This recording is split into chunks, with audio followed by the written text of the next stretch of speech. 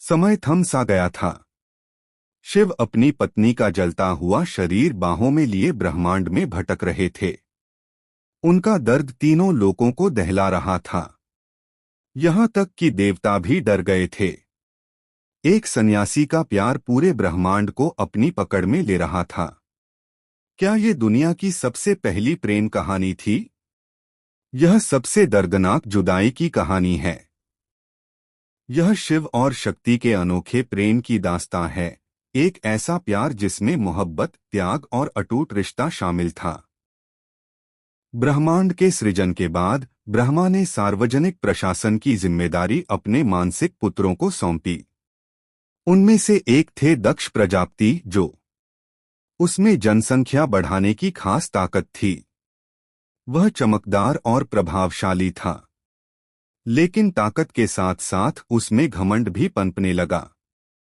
धीरे धीरे उसे लगने लगा कि ये सारी कात सिर्फ उसकी वजह से ही बनी है, और ये अहंकार बाद में घमंड में बदल गया।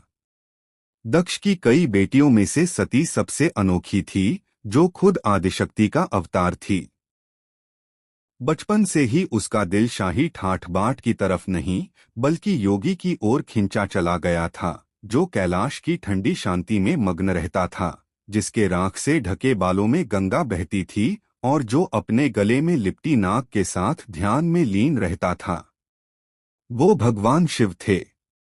सती, जिसे दुनिया एक अघोरी समझती थी, वह परब्रह्म का रूप मानी जाती थी। समय के साथ उसका भक्ति गहरा प्यार बन गया और उसने शिव को अपना पति बनाने का मन बना लिया। जब सती विवाह योग्य हुई तो दक्ष ने एक भव्य स्वयंवर का आयोजन किया। वहां देवता, राशियां और राजा सब मौजूद थे, लेकिन शिव को बुलाया नहीं गया था। सती का दिल बेचैन था। उसने चुपचाप शिव की साधना की। उसकी निस्वार्थ भक्ति से प्रसन्न होकर शिव स्वयं सभा में प्रकट हुए। सती ने निडर होकर उनका माला उसके गले में डाली। यह नजारा दक्ष के अहंकार पर जैसे बिजली गिर गई हो। उसने शिव को नीचा दिखाया और उन्हें अपशकुन कहा। शिव शांत रहे और सती के साथ कैलाश लौट गए। कैलाश पर उनका जीवन त्याग, ध्यान और शांति से भरा था। लेकिन उनके पिता के व्यवहार का दुख सती के दिल में गहरा बैठा रहा।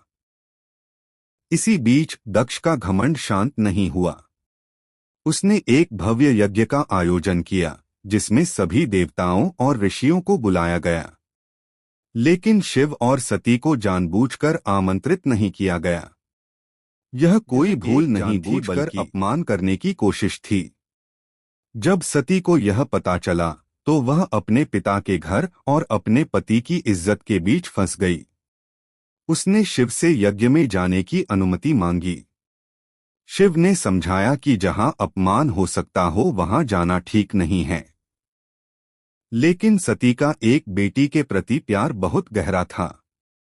आखिरकार शिव ने अनुमति दे दी, लेकिन सावधानी बरतने को कहा। यज्ञ स्थल पर सती ने देखा कि शिव के लिए कोई जगह नहीं है, न कोई भेंट है, न कोई सम्मान। दक्ष ने सबके सामने शिव के बारे में कड़े शब्द बोले। यह अपमान सती के लिए असहनीय था। वो जुटे हुए लोगों के बीच मजबूती से बोली, जिस शरीर का जन्म ऐसे पिता से हुआ जिसने मेरे प्यारे पति का अपमान किया, वो अब मेरे लिए पवित्र नहीं रहा। योग की अग्नि जल उठी और सती ने उसी यज्ञ अग्नि में अपनी जान दान कर दी। ये खबर सुनते ही शिव का सब्र टूट गया। उनका दुख गुस्से में बदल गया। उन्होंने अपनी पलक से एक तेज आग निकाली, जो वीरभद्र के रूप में प्रकट हुई, साथ में भद्रकाली भी थीं। शिव के आदेश पर वे यज्ञ स्थल पर पहुंचे और घमंड और दिखावे को तहस-नहस कर दिया। दक्ष का सिर उसके शरीर से अलग कर दिया गया। यज्ञ अग्नि। तब सब कुछ तबाह हो गया।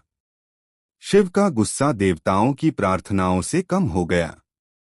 उन्होंने दक्ष को फिर से जीवित किया, लेकिन उसकी कट गई सिर की जगह बकरी का सिर लगा दिया, ताकि उसकी घमंड हमेशा याद रहे। शिव का दुख फिर भी कम नहीं हुआ। वह बेधड़क घूमते रहे, सती का जलता हुआ शरीर उठाए हुए। ब्रह्मांड का संतुलन डगमगा गया। फिर भगवान विष्णु ने सुदर्शन चक्र से सती के शरीर के टुकड़े टुकड़े धरती पर अलग अलग जगह गिरा दिए। ये जगहें बाद में शक्तिपीठ के नाम से जानी गईं। इसके बाद शिव दुनिया से अलग हो गए और अपने आप को गहरी ध्यान में डूबो लिया।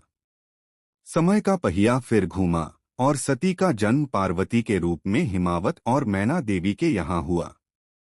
बचपन से ही उसके दिल में शिव के लिए वही अनकही मोहब्बत जाग गई थी। ये प्यार समय के साथ और गहरा होता गया, लेकिन शिव को पाना आसान नहीं था। इसी वक्त एक असुर तारकासुर तीनों लोकों में आतंक फैला रहा था। उसे वरदान मिला था कि केवल शिव का पुत्र ही उसे मार सकता है।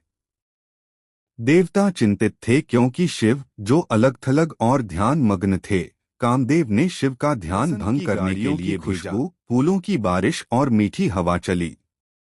वातावरण प्रेम से भर गया था। कामदेव ने एक पुष्प बाण छोड़ा। उसी वक्त शिव का तीसरा नेत्र खुल गया और कामदेव उसकी अग्नि में जल गया। देवता डर गए कि शिव कभी पारिवारिक जीवन को स्वीकार नहीं करेंगे। पार्वती ने समझा कि शिव को पाने का एक ही रास्ता तपस्या है। उसने राजसी सुखों का त्याग किया और कठोर तपस्या का मार्ग अपनाया। कई सालों तक वह सिर्फ पत्तियों पर ही जीवित रही। फिर उसने वह भी त्याग दिया। इसी वजह से उसे अपार्णा कहा जाने लगा। यहाँ तक कि देवता भी उसकी तपस्या की तीव्रता से प्रभावित हो गए। आखिरकार शिव पार्वती की भक्ति और तपस्या से बहुत खुश होकर शिव ने उन्हें परखने का फैसला किया। वह एक बूढ़े ब्राह्मण के रूप में पार्वती के सामने प्रकट हुए और शिव की निंदा करने लगे। उन्होंने कहा, शिव एक अघोरी हैं, बुराई के पैगाम देने वाले।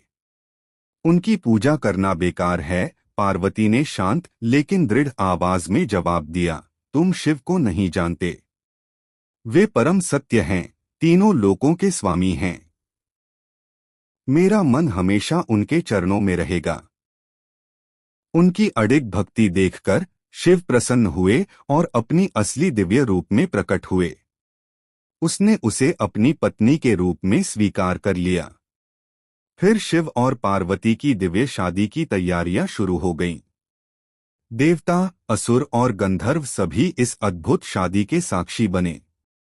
शिव की अनोखी बारात, जिसमें भूत, प्रेत और गण शामिल थे, हिमालय पहुंची। शादी रीति रिवाजों के मुताबिक संपन्न हुई और पूरे ब्रह्मांड में खुशी की लहर फैल गई। यह मिलन शिव और शक्ति के अनंत बंधन का प्रतीक बन गया और यह दिव्य रात महाशिवरात्रि के रूप में याद की जाती है।